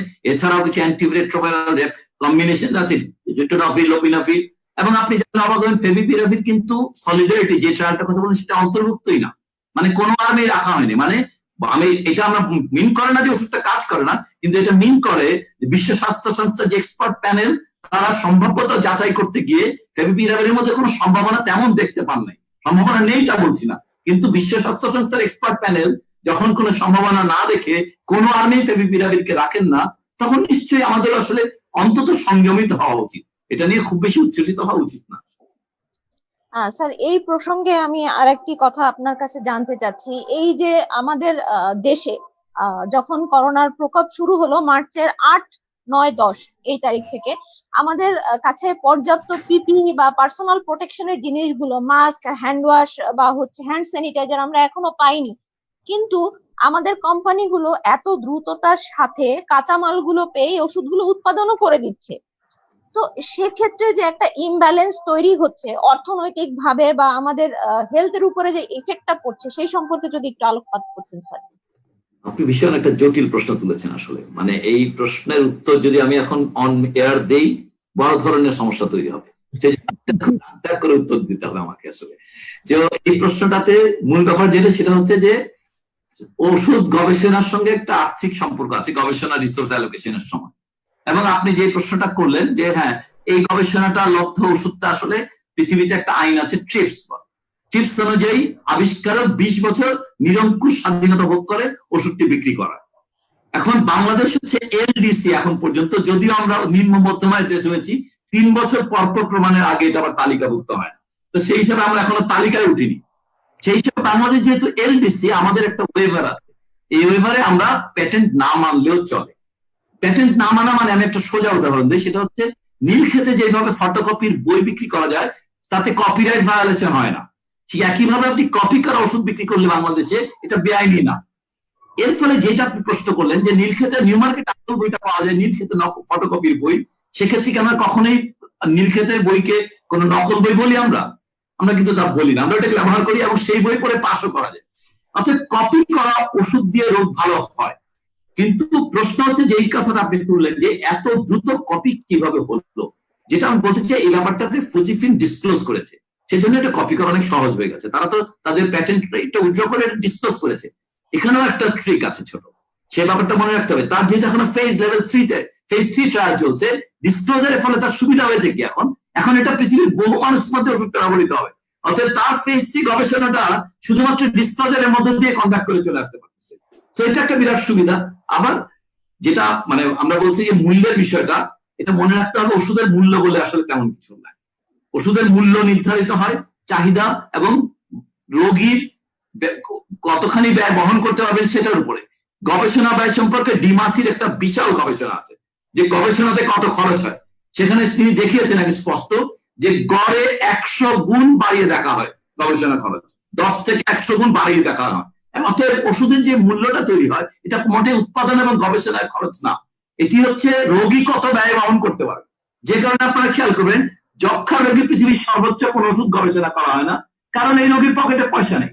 অর্থাৎ কোন রোগের গবেষণা করা হবে সেটা নির্ধারিত হয় রোগীর পকেটে মানিব্যাগের সাইজটা কত বড়, সে রোগীর গায়ের রং কত, রোগীর কষ্ট কত, রোগীর সংখ্যা কত, এগুলো দিয়ে কোনো গবেষণার প্রায়োরিটি নির্ধারিত হয় না। প্রায়োরিটি নির্ধারিত হয় যে রোগীরা এই রোগে ভুগে তাদের পকেটে কেমন টাকা আছে। অর্থাৎ এখানেও তাই ঘটছে। আপনি যে প্রশ্ন তুললেন যে আসলে ওষুধের দামের ফলে কি আর্থিক প্রভাব হবে, যেহেতু এই মুহূর্তে একটা আতঙ্ক আছে, মানুষের মানে ব্যয় করার সামর্থ্যের বাইরে ব্যয় করবে। অথবা এই আতঙ্কগ্রস্ত অবস্থায় এই ধরনের ওষুধের সহজলভ্যতা মানুষের আতঙ্কের কারণে তার সীমিত সামর্থ্যের বাইরে গিয়ে তারা ব্যয় করতে রাজি হয়ে যাচ্ছে। অথবা এই ক্ষেত্রে একটা সাংঘাতিক আর্থসামাজিক প্রভাব আছে এই ধরনের ওষুধের সহজলভ্যতা, এবং এটার চিকিৎসাগত যে প্রভাব তার সঙ্গে তুলনা করা দরকার যে আর্থসামাজিক প্রভাব। এবং এই বিষয়গুলো একটা জেনুইন কথা, যেটা আতিক স্যার অলরেডি একবার বলেছেন যে লকডাউন মানে স্বীকৃত পদ্ধতিগুলো যেগুলো দিয়ে নিশ্চিতভাবে মানুষকে রক্ষা করা যায়, সেগুলোকে বদলে আপনি কিভাবে ট্রেড অফ করবেন, আপনি কোনটার বদলে কোনটাকে নিলেন, আপনি কি ওষুধের বিকল্পটাকে কেন নিলেন। এখানে আরেকটা ব্যাপার মনে রাখতে হবে যে মানুষকে ঘরের বাইরে নিতে হলে তার মধ্যে একটা আশাবাদ জাগাতে হবে, তা নাহলে সে ঘর থেকে বেরোতে পারছিল না। এখন উৎপাদনের চাকা সচল করতে মানুষকে ঘরের বাইরে নিতে হবে, এটা পুরো পৃথিবীর রাজনৈতিক আর্থরাজনৈতিক ব্যবস্থা। এবং তারা মানুষকে ঘর থেকে বের করার জন্য তার মধ্যে আশাবাদ জাগানোর জন্য বহু মলিকুলের মধ্যে সম্ভাবনা দেখতে পাচ্ছে। সেগুলোর মূল্য আপনারা জানেন যুক্তরাষ্ট্র বিনা পয়সায় দিবে বলেছে। এই যে আমরা যেটা নিয়ে এত কথা বলছি রেমডেসিভির, উৎপাদক গিলিয়াড বলেছে ওরা বিনা পয়সা বিভিন্ন স্টেটে দেওয়া শুরু করেছে তারা। আপনারা জানেন যেটা বলেছে অক্সফোর্ডে যে ভ্যাকসিনটার কথা, প্রথম 10 কোটি ভ্যাকসিন ইউকেতে দেওয়া হবে, তারপরে পৃথিবীর বাকি অংশের লোকেরা পাবে। অতএব এখানে বড় ধরনের আসলে আর্থিক বিষয় আছে, অর্থনৈতিক বিষয় আছে, সেগুলো আসলে এই মুহূর্তে মহামারী চলমান অবস্থায় মানুষ আসলে যেটা বলছি জীবনের এগেইনস্টে অর্থনীতিকে এক্সচেঞ্জ করে ফেলছে। আপনারা যদি আতিক স্যারের কথার স্পিরিটটা ধরতে পারেন আপনারা বুঝতে পারবেন যে আসলে 10 লক্ষ মানুষের জীবনের বিনিময়ে আমরা যদি একটা দেশ যদি 27 নম্বর থেকে 7 নম্বরে চলে যাওয়ার ঝুঁকি নেয়, তাহলে কিন্তু অ্যাপারেন্টলি এটা একটা মনে হবে বিরাট অর্জন। কিন্তু এই 10 লক্ষ মানুষ আমি হতে পারি, যে কোনো মানুষ হতে পারে। অর্থাৎ মানুষের জীবনের বিনিময়ে অর্থনীতির চাকা সচল করার যে সিদ্ধান্ত সারা বিশ্বব্যাপী হলো, এটা আসলে ওষুধের আলোচনা না, এটা স্বাস্থ্যের আলোচনা না, সমস্ত কিছুর আলোচনা ছাপিয়ে আসলে কোভিড পৃথিবীকে আসলে একটা নতুন চিন্তা এবং সঙ্গে পরিচয় করে দিল যে কিভাবে পৃথিবীর মানুষ এখনো ভাবে। 20-50 বছর যাবত স্বাস্থ্যকে নেগলেক্ট করার ফল আজকের এই কোভিড, যে কারণে বিশ্বের কোন দেশ, সর্বোচ্চ যে ধনী দেশ, তারা ব্যর্থ হচ্ছে এই রোগ মোকাবেলায়। কারণ গত 50 বছর ধারাবাহিক ভাবে শিক্ষা এবং স্বাস্থ্যে বিনিয়োগই করা হয়নি। আপনার মহাকাশে যাওয়ার জন্য বিনিয়োগ হয়েছে, সাবমেরিন বছরের পর বছর সমুদ্রের নিচে রাখার জন্য বিনিয়োগ হয়েছে, অথচ ওষুধ আবিষ্কারের জন্য মানুষের সাধারণ হাত ধোয়াকে কি 2020 সালে একটা শেখানোর মতন শিক্ষা হতে পারে? মানে কত নেগলেক্টেড ছিল স্বাস্থ্য এবং শিক্ষা খাত, যে কারণে পৃথিবী আসলে আজকে ধ্বংসের মুখোমুখি হয়েছে দাঁড়িয়েছে। অতএব আবারও একই রকম ঝুঁকিপূর্ণ ঘটনা ঘটতে যাবে যদি কোভিডেও মানুষের জীবনের সঙ্গে আর্থিক অগ্রগতি, এই সমস্ত জিডিপি জিএনপি কে যদি এক্সচেঞ্জ করা, এটা আমি আমার উদ্বেগ, আমার শঙ্কা ব্যক্ত করলাম। ধন্যবাদ স্যার এত সুন্দরভাবে ব্যাখ্যা করার জন্য। আমি এখন আতিক স্যারের কাছে চলে যেতে চাচ্ছি। স্যার, হার্ড ইমিউনিটি এই ওয়ার্ডটা এখন নিউজ পেপার, টক শো অথবা ফেসবুকে আমরা অনেক দেখতে পাচ্ছি। আপনিও এই বিষয় নিয়ে অনেক সোচ্চার। এই হার্ড ইমিউনিটির ভালো দিক অথবা খারাপ দিক সম্পর্কে যদি আমাদেরকে বলতেন। আহ, অনেক ধন্যবাদ। আসলে হার্ড ইমিউনিটির খারাপ দিক কিচ্ছু নাই, হার্ড ইমিউনিটি জিনিসটা খুবই ভালো। হার্ড ইমিউনিটি মানে হচ্ছে যখন একটা সমাজে একটা রোগ যখন ঢুকে পড়ে, তখন সেই রোগটা যদি সেই রোগের বিরুদ্ধে 70, 80 বা 90 ভাগ মানুষ যদি প্রতিরোধ গড়ে তুলতে পারে, যেমন আমি বললাম যে একটা ইনফ্লুয়েঞ্জা ভাইরাস, তার বিরুদ্ধে 100 জনের মধ্যে 80 জনেরই প্রতিরোধ আছে। সেই ক্ষেত্রে যেই 20 ভাগের মধ্যে ইমিউনিটি নাই, সেই 20 ভাগের কিন্তু আক্রান্ত হওয়ার সম্ভাবনাটা অনেক কমে যায়। কারণ যাদের প্রতিরোধ আছে, যেমন আমার শরীরে অ্যান্টিবডি আছে, আমি একটা বাধা, আমি ইন্টারাপশন, আমি ভাইরাসের ছড়িয়ে পড়াটার পথে একটা দেয়াল হিসেবে দাঁড়িয়ে যাচ্ছি। এরকম অজস্র দেয়ালের মধ্যে ধাক্কা খেয়ে খেয়ে ভাইরাসগুলো ভালো করে ছড়াতে পারে না, যদি অজস্র মানুষের যদি সেরকম ইমিউনিটি থাকে। এই যে অজস্র মানুষের ইমিউনিটি থাকার বদৌলতে যে টোটাল জনগণ যে রক্ষা পেয়ে যাওয়া, এটাকে বলা হয় হার্ড ইমিউনিটি। তা এই হার্ড ইমিউনিটির জন্য আমাদের শর্ত হচ্ছে দুটা। একটা হচ্ছে হয় ইনফেকশন হয়ে সমস্ত মানুষ তাতে এক্সপোজড হবেন এবং তাদের শরীরে ওই রোগটার বিরুদ্ধে প্রতিরোধ গড়ে উঠবে, অথবা ভ্যাকসিনের মাধ্যমে তাদের বিরুদ্ধে সেই ইমিউনিটি গড়ে তোলা হবে যে কোনো ভাবেই।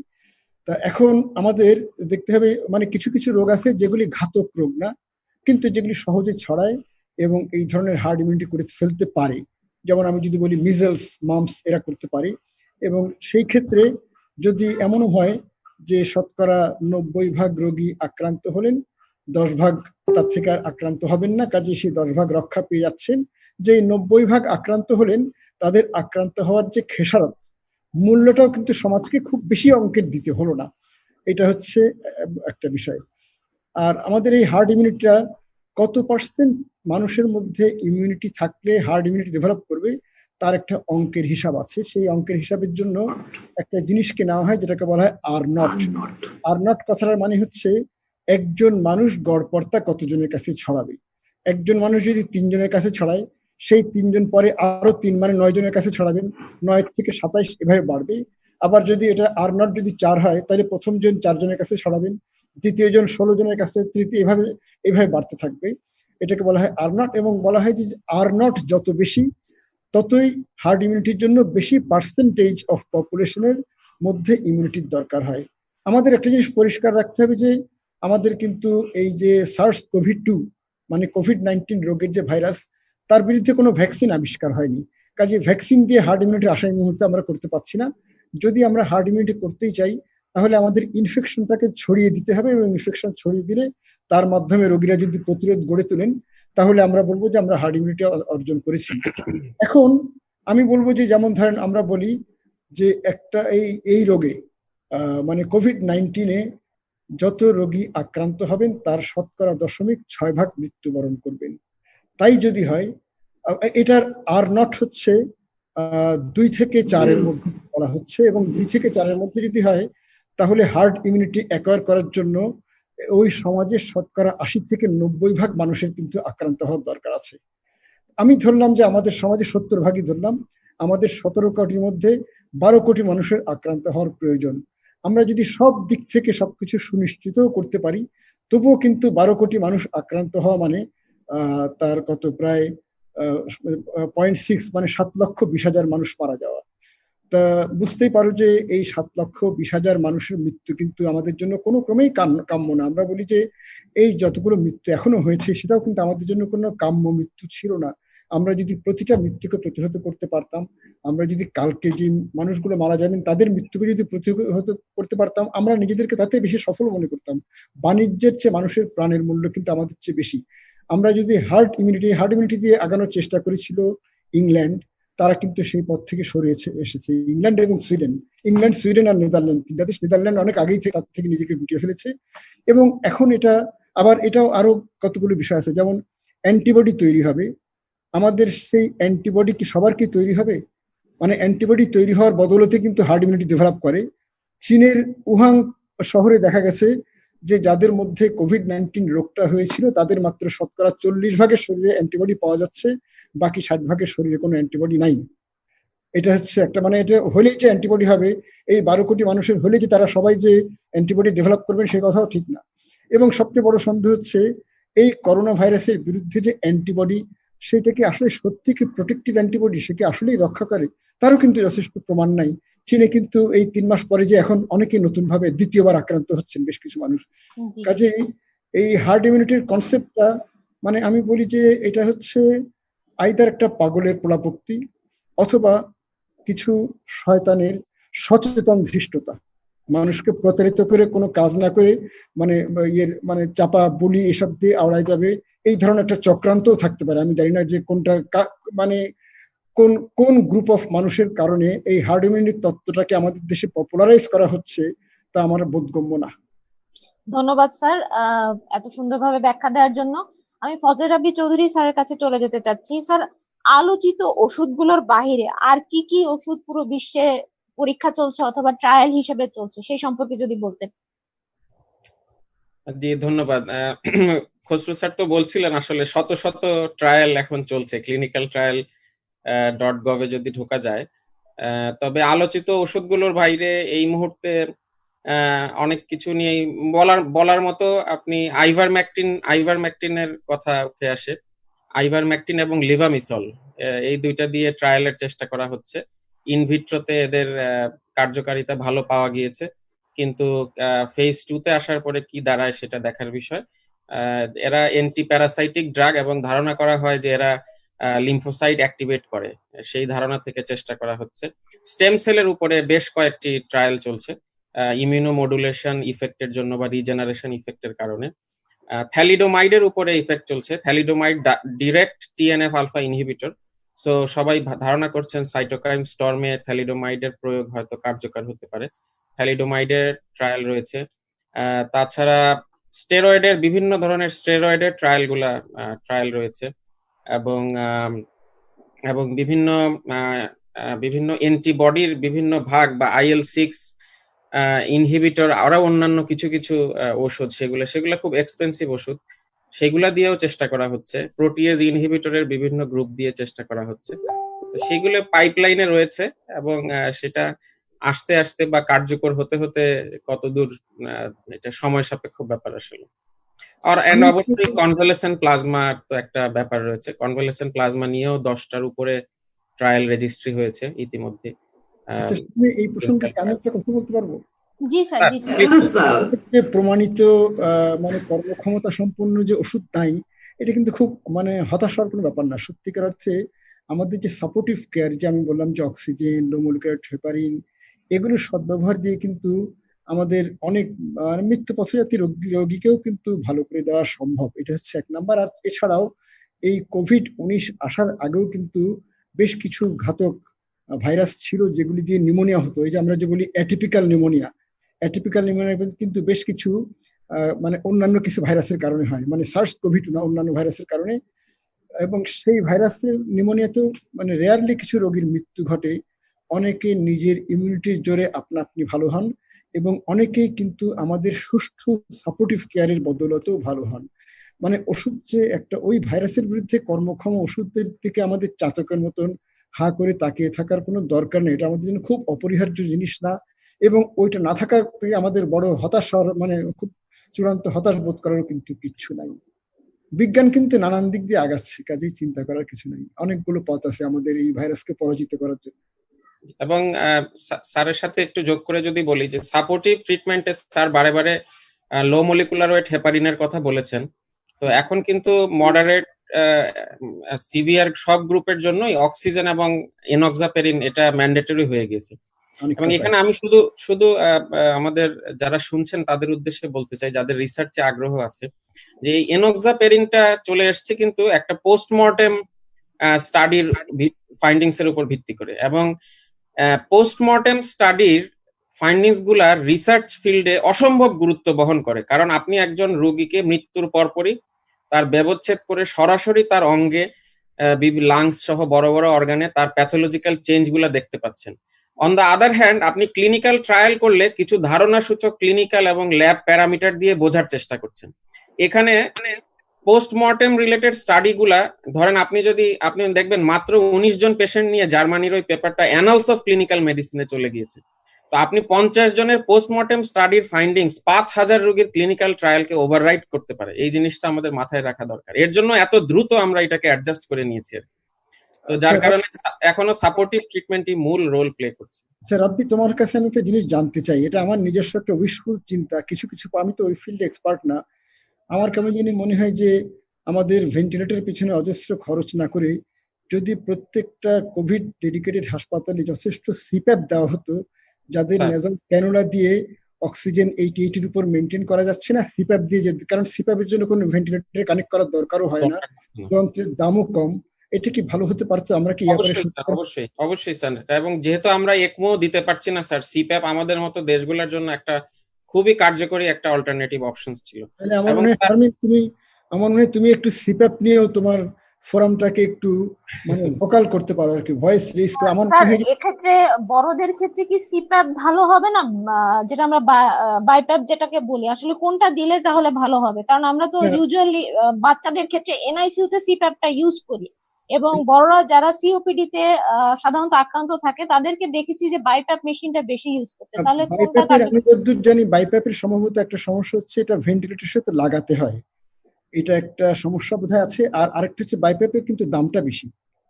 আমরা যদি আমাদের সমস্ত কোভিড ডেডিকেটেড হাসপাতালগুলোতে যদি একটু কম দামের যন্ত্র দিয়ে যদি অক্সিজেনেশনটাকে, যা মানে অক্সিজেন বলতে আজকাল কিন্তু বলা হয় অক্সিজেন 88 এর নিচে গেলে, আগে সেটা 90 বা 93 বলা হতো, এখন বলা হচ্ছে 88 এর নিচে গেলে আমাদের অক্সিজেন সাপ্লিমেন্ট দিতে হবে।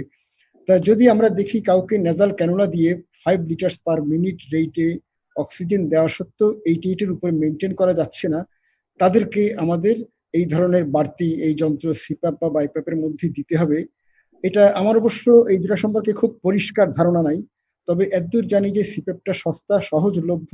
আমরা আমাদের অনেক রোগীকে, যারা ক্রনিক রেসপিরেটরি ফেইলিয়ার রোগী, আমাদের রোগের কারণেও হয়, তাদেরকে আমরা সিপ্যাপটা কিনতে উদ্বুদ্ধ করি এবং দেখি যে সিপ্যাপটা তারা মোটামুটি একটা মধ্যবিত্তের জন্য একটা সহজ মানে লভ্য একটা যন্ত্র হিসেবে সিপ্যাপটা কিনে ফেলেন।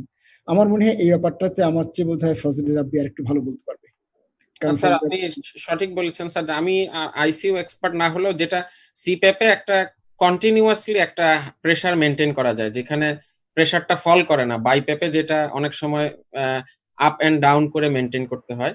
আর অ্যারোসল জেনারেশন নিয়ে একটা ভয় থাকে, বাইপ্যাপে বোধহয় একটু এজিপিটা বেশি হয়, অ্যারোসল জেনারেটিং প্রসিডিউরটা বেশি হয়। এবং স্যার যেটা যথার্থই বলেছেন, আসলে সিপ্যাপ সস্তাও। এবং আমি এটার সাথে আরেকটু বলতে চাই যে আমাদের আসলে অনেক বেশি ভেঞ্চুরি মাস্ক, নন রিব্রিদিং মাস্ক, এবং আমাদের যে অক্সিজেন লাইনগুলা রয়েছে এগুলা ফ্লো টেস্ট করে সঠিক ফ্লো রয়েছে কিনা, এগুলোর উপরে অনেক বেশি আসলে জোর এবং ইনভেস্ট দেওয়া উচিত।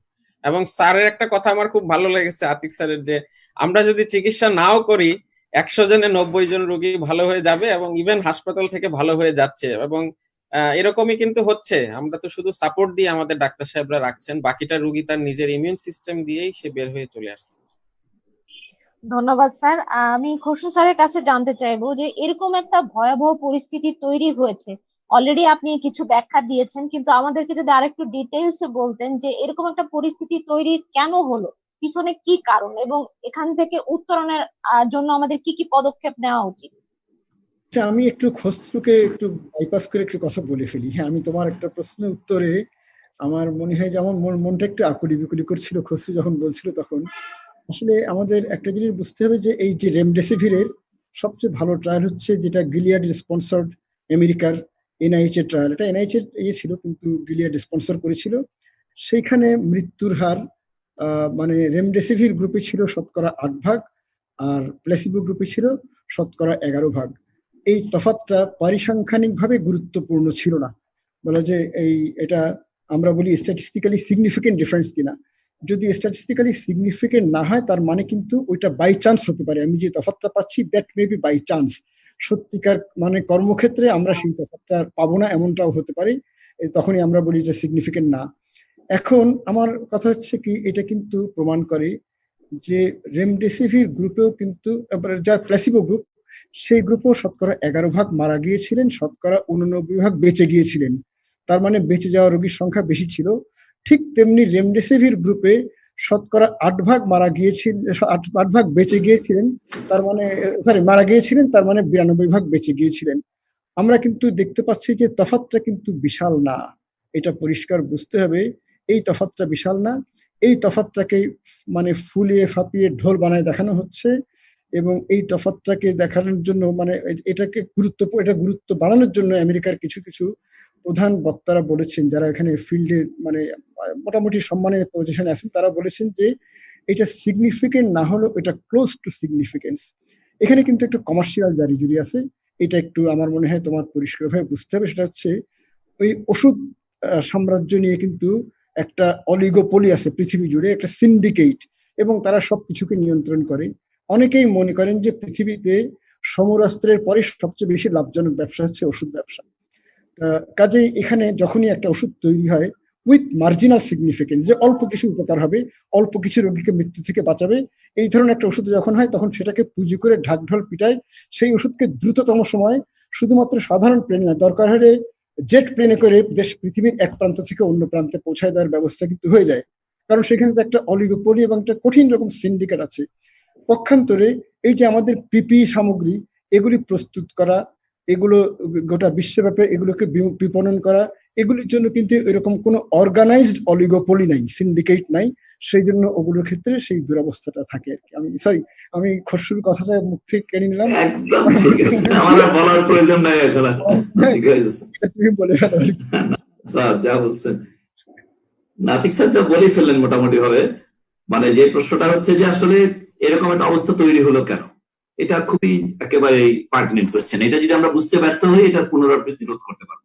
অতএব এটা বোঝা খুবই জরুরি, এবং এটা বোঝার ক্ষেত্রে আসলে শুধুমাত্র বিজ্ঞানে, চিকিৎসা বিজ্ঞানে ফোকাস রাখলেই চলবে না। কারণ এই সমস্যা তৈরির পেছনে চিকিৎসা বিজ্ঞান বা তার গবেষণার ব্যর্থতার যতটা ভূমিকা আছে, অর্থনীতির ভূমিকা তার চেয়ে অনেক বেশি প্রবল, যেটা আতিক স্যার মাত্র তুললেন। এবং এই ক্ষেত্রে আসলে আপনাদের মানে লক্ষ্য করার ব্যাপার আসলে, যেটা একটু আগে আমি বলেছি যে বিনিয়োগ দীর্ঘদিন যাবৎ স্বাস্থ্য খাতে হয়নি। যা বা বিনিয়োগ হয়েছে সেগুলো ওষুধ আবিষ্কারের দিকে অথবা বড় জোর ভ্যাকসিন আবিষ্কারের দিকে।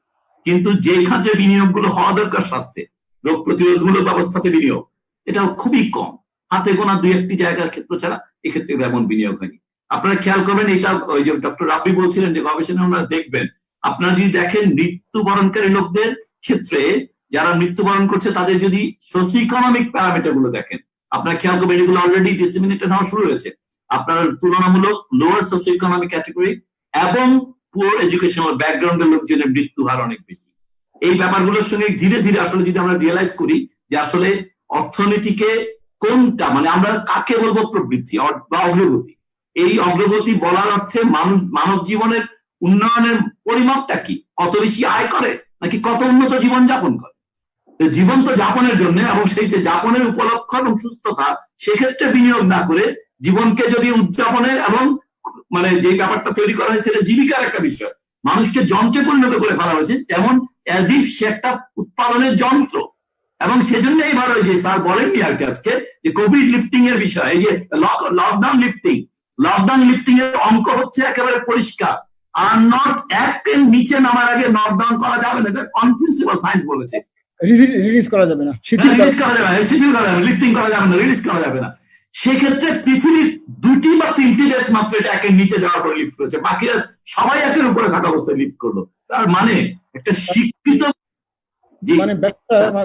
মানে প্রফিট, মুনাফার গুরুত্ব মানুষের প্রাণের চেয়ে অনেক বেশি, একদম স্পষ্ট। মানে পৃথিবীর সকল দেশ যাদের পার ক্যাপিটা ইনকাম $20,000 থেকে $40,000 মাঝখানে, তারাও আসলে এই ক্ষেত্রে বিজ্ঞানকে গুরুত্ব দেয়নি।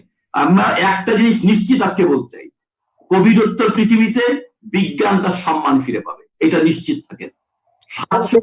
এখনো বলা কঠিন, না এই কঠিন, আমি খুবই আশাবাদী আর কি।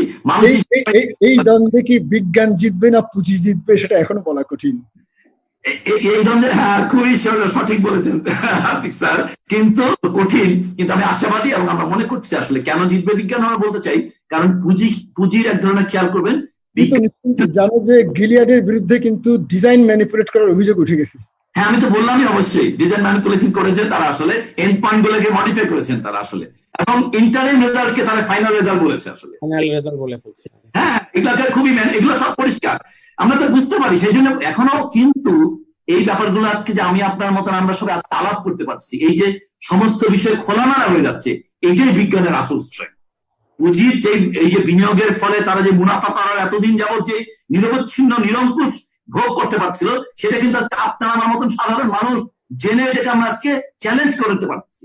আমরা মনে করি এটাই হচ্ছে আসলে আমাদের সত্যিকারের সামর্থ্য বিজ্ঞানের, যে আমরা আজকে সকল বিষয়কে বিজ্ঞানের কোষ্ঠী কাতরে যাচাই করতে পারছি। এখানে পুঁজির কত দাপট আছে, কত শক্তি আছে, সামর্থ্য আছে, সেটা তো প্রমাণ হয়তো প্রয়োগ করছে, কিন্তু তারপর আমরা বিজ্ঞানের কোষ্ঠী পাথর নিয়ে আপনার আমার মতন আজকে বিশ্ববিদ্যালয়ের সাধারণ শিক্ষক আমরা সামনে দাঁড়িয়ে এই গেলিয়ারের মতন একটি কোম্পানির আবিষ্কারকে চ্যালেঞ্জ করার উদ্ধত দেখাতে পারছি। এরপরও বিজ্ঞান কেরামত মঙ্গল হয়ে থাকবে।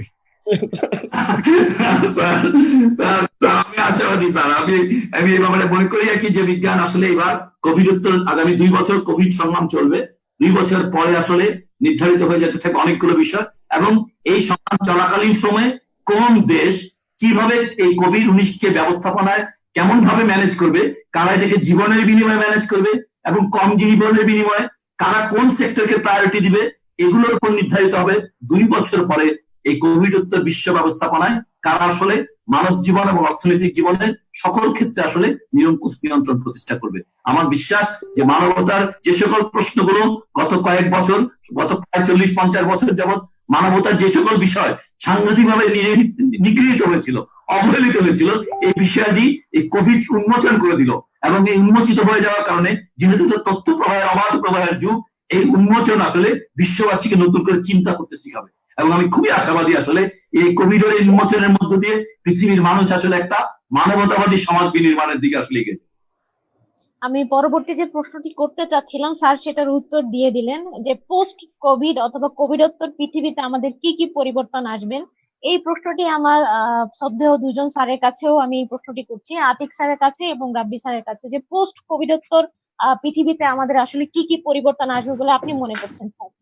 অনেক ধন্যবাদ। মানে আমি আসলে পরিবর্তন আসবে খসরুর মতন অতটা ঠিক আশাবাদী না, কিন্তু আমি মনে করছি যে ভবিষ্যতে আবার এরকম একটা প্যান্ডেমিক কিন্তু আসতে পারে। এটা যেমন এই প্যান্ডেমিক সম্পর্কে ভবিষ্যৎবাণী করেছিলেন বিল গেটস আজ থেকে প্রায় 5 বছর না 7 বছর আগে, এবং তিনি আবারও বলেছেন যে এরপর থেকে এই ধরনের প্যান্ডেমিক আরো ঘন ঘন হবে, মানে 5 বছর পরেও আসতে পারে। কাজেই যেই পরিবর্তনগুলো আসা উচিত বলেই মনে করি সেগুলি বলবো, সেগুলি আসবে কিনা আমি শিওর না। তার মধ্যে একটা হচ্ছে বোঝা যাচ্ছে স্বাস্থ্য খাত একটা বিরাট গুরুত্বপূর্ণ খাত।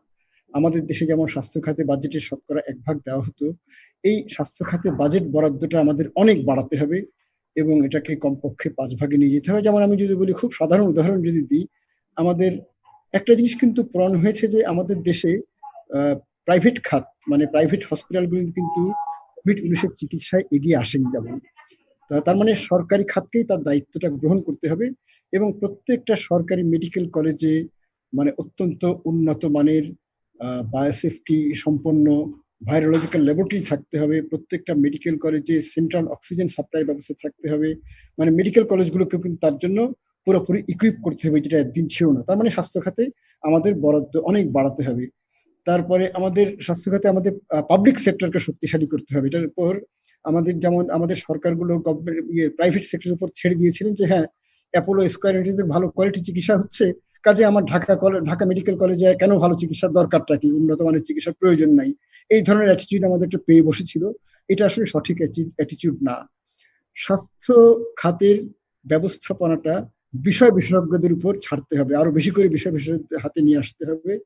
তারপরে আমি বলবো যে জিডিপি প্রবৃদ্ধি, যেটা গত কয়েক বছর ধরে বেশ কিছু অর্থনীতিবিদ বলে আসছিলেন বাংলাদেশের, যে জিডিপি প্রবৃদ্ধিটাকে মানে আমাদের ইনক্লুসিভ করতে হবে, অংশদারিত্বমূলক, যাতে জিডিপির প্রবৃদ্ধি থেকে সমাজের নিম্নতম স্তরগুলো যাতে উপকার পায়। এবং এটা ঠিক যে এই যে এখন আমরা খাবার দিতে পারছি না, এই অজুহাত দিয়ে আবার লকডাউনও চালু মানে আমাদের শিথিল করতে হচ্ছে, এর কারণটা কি? এর কারণ হচ্ছে এই মানুষগুলোর উপার্জন কিন্তু খুবই কম ছিল, যে একটা মাস বা কিছুদিনের বেতন না পেলে তারা খেতে পারছে না। অনেকেই দাবি করছিলেন যে গার্মেন্টস সেক্টরে ন্যূনতম বেতন হওয়া উচিত ছিল 16,000 টাকা। সেই 16,000 টাকা বেতন থাকলে কিন্তু গার্মেন্টস কর্মীদের 1 মাস ওই ফ্যাক্টরি বন্ধ থাকার জন্য তাদের না খেয়ে মরার প্রশ্নটা আসতো না। তার মানে সমাজের সবচেয়ে নিচের যে স্তর বা প্রান্তিক জনগোষ্ঠী, তাদের আয় বৃদ্ধির জন্য নানান ধরনের ব্যবস্থা করতে হবে, তাদের শিক্ষার হারটা অনেক বেশি বাড়াতে হবে, তাদের মধ্যে আত্মকর্মসংস্থানের কর্মসূচি ব্যাপকভাবে করতে হবে এবং আত্মকর্মসংস্থানের সুযোগগুলো এটা ফ্যাসিলিটেট করতে হবে। এবং আমি বলবো যে আমাদের রাষ্ট্রীয় এবং সামাজিক যে ব্যবস্থাপনা, তাতে ডিজিটাল প্ল্যাটফর্মের ব্যবহারটাকেও আমাদের অনেক বেশি ব্যাপক হারে করতে হবে। তবে আমি সবচেয়ে বেশি জোর দেব দুটা পয়েন্টে। একটা হচ্ছে আমাদের দেশ থেকে দারিদ্র দূরীকরণ, দারিদ্র নির্মূল করা, আর আরেকটা হচ্ছে স্বাস্থ্য খাতে বরাদ্দ অনেক বেশি বাড়ানো। ধন্যবাদ স্যার। রাব্বি স্যার যদি আমাদের পোস্ট কোভিডোত্তর পৃথিবী নিয়ে বলতেন স্যার। জি, আমি আসলে দুইজন স্যারই তো খুবই পলিসি লেভেলের খুব ভারী কথা বলেছেন। আসলে আমি জাস্ট একটু ড্রাগ এবং ভ্যাকসিনে যদি শর্ট টার্ম পোস্ট কোভিড চিন্তা করি, আমরা ড্রাগের ব্যাপারে আমাদের বড় ট্রায়াল গুলার দিকে জন্য অপেক্ষা করতে হবে, হয়তো আরো বছর খানেক, 6 মাস থেকে 1 বছর লাগবে। সলিডারিটি ট্রায়াল, রিকভারি ট্রায়াল এবং কপকভ ট্রায়াল, যেটা অ্যাজিথ্রোমাইসিন এবং হাইড্রোক্সিক্লোরোকুইনের। আর ভ্যাকসিনের ব্যাপারে আমাদের এটা মনে রাখা উচিত যে এই করোনা ভাইরাস কিন্তু এর আগে সার্স এবং মার্স দুইটি প্রাণঘাতী মহামারী করেছে, এবং এই থার্ড হলো কোভিড-19 বা SARS-CoV-2। সো আমাদের যারা ভ্যাকসিন রিসার্চ করছেন ওনাদের আসলে প্যান করোনার প্রোটেকশন দেয় এইরকম কোনো ভ্যাকসিনের দিকেই ওনাদেরকে ডিজাইন এবং ইয়েতে যেতে হবে। আমরা হয়তো পোস্ট কোভিড উত্তর এই রিসার্চ গুলা দেখতে পাবো যে অন্তত কোভিড এর মিউটেশন করে অন্য আর কোনো মহামারী যাতে আমাদেরকে না আঘাত করতে পারে। সো আমাদের একটা প্যান করোনা প্রোটেকশনের এক ধরনের ভ্যাকসিনের দিকে রিসার্চটা হয়তো আগাবে। ধন্যবাদ স্যার। আমি আপনাদের প্রতি শ্রদ্ধা রেখে একটি কথা বলতে চাই। আপনারা আমাদের গার্ডিয়ান, আমাদের চিকিৎসা ক্ষেত্রে, কিন্তু যে বিষয়গুলো এই করোনা আমাদেরকে দেখিয়ে দিয়ে যাচ্ছে সেটা হচ্ছে আমাদের কিছু স্বাস্থ্য খাতের মধ্যেই কিছু খাত আছে যেগুলো খুবই নেগলেক্টেড অবস্থায় আছে। সেটা একটা রিসার্চ, একটা সেক্টর, বড় একটি ফিল্ড। ফার্মাকোলজি, যেটা নিয়ে আরো অনেক গবেষণা হওয়া উচিত। এপিডেমিওলজি থেকে পাবলিক হেলথের প্রত্যেকটি সেক্টর, যে বিষয়গুলো এতদিন অনেক নেগলেক্টেড ছিল, আমাদের চিকিৎসকদের কাছেই নেগলেক্টেড ছিল, সেই বিষয় ভাইরোলজিকে যোগ করতে হবে। জি, ভাইরোলজি, মাইক্রোবায়োলজি, বিশেষ করে এই যে রিসার্চের খাতগুলো, আমরা জানি পুরো বিশ্বে যে ফার্স্ট ওয়ার্ল্ড কান্ট্রি গুলোতে প্রতি প্রফেসরের আন্ডারে মিনিমাম 10 জন থেকে 12 জন ফেলো থাকে বা স্টুডেন্ট থাকে, তাদের জন্য সরকারের পক্ষ থেকে রিসার্চের জন্য টাকা বা অর্থ বরাদ্দ থাকে, যেটি আমাদের বাংলাদেশে নেই। আমাদের বাংলাদেশে আপনাদের মতো লিজেন্ড প্রফেসর আছেন, কিন্তু আমরা খুবই দুঃখের সঙ্গে জানি যে আপনারা আমাদের জুনিয়রদের জন্য আসলে কিছু করে যেতে পারেননি। সেটা যে কারণেই হোক না কেন, আপনারা আরেকজন আতিক স্যার বা আরেকজন খসরু স্যার, আরেকজন আব্দুল্লাহ স্যার বা আরেকজন কাহার স্যার আপনারা কিন্তু তৈরি করতে পারেননি। সেটা বিভিন্ন বাধা বা বিভিন্ন জিনিস হয়তো বা ছিল, আপনাদের ইচ্ছা ছিল কিন্তু করতে পারেননি। কিন্তু আমাদের জুনিয়রদের পক্ষ থেকে আমাদের একটাই আবেদন থাকবে যে এই সিচুয়েশন, এই প্যান্ডেমিক সিচুয়েশনটা বুঝিয়ে দিয়ে গেল যে আরেকজন আতিক স্যার বা আরেকজন খসরু স্যার, আরেকজন রাব্বি স্যার, আর একজন কাহার স্যার এবং শ্রদ্ধেয় যত স্যার ম্যাডাম আছেন আমাদের এই পৃথিবীর জন্য, আমাদের এই বাংলাদেশের জন্য কতটুকু জরুরি। তো এই সিচুয়েশনটা যদি কেটে যায় তাহলে আপনারা আমাদের মাননীয় সরকার বা আমাদের স্বাস্থ্য ব্যবস্থার কাছে যদি আপনারা এই আবেদনটুকু করতেন যে আমাদের এই রিসার্চ ফিল্ডটাকে আরো এনরিচ করার জন্য, সেটা আমাদের জুনিয়রদের জন্য একটি পাথেয় হয়ে থাকতো স্যার। সর্বশেষে স্যার এতটুকুই বলতে চাই, অনেক অনেক ধন্যবাদ এত ইনফরমেশন আমাদের সাথে শেয়ার করার জন্য, এবং আশা করি আমরা সবাই মিলেই এই পরিস্থিতি থেকে একসাথে উত্তরণ করতে সক্ষম হব। এবং আমরা অনুষ্ঠানের একেবারে শেষ পর্যায়ে চলে এসেছি। একেবারে সবসময়ের মতো আমি বলবো, সুস্থ মন সুন্দর জীবন। শারীরিক স্বাস্থ্যের প্রতি যত্ন নেওয়া যতটুকু জরুরি, মানসিক স্বাস্থ্যের প্রতি যত্ন নেওয়া ঠিক ততটুকুই জরুরি। আবার হাজির হব নতুন কোনো বিষয় নিয়ে, নতুন কোনো অতিথির সাথে। ততদিন সুস্থ থাকুন, ভালো থাকুন, নিরাপদে থাকুন। ধন্যবাদ।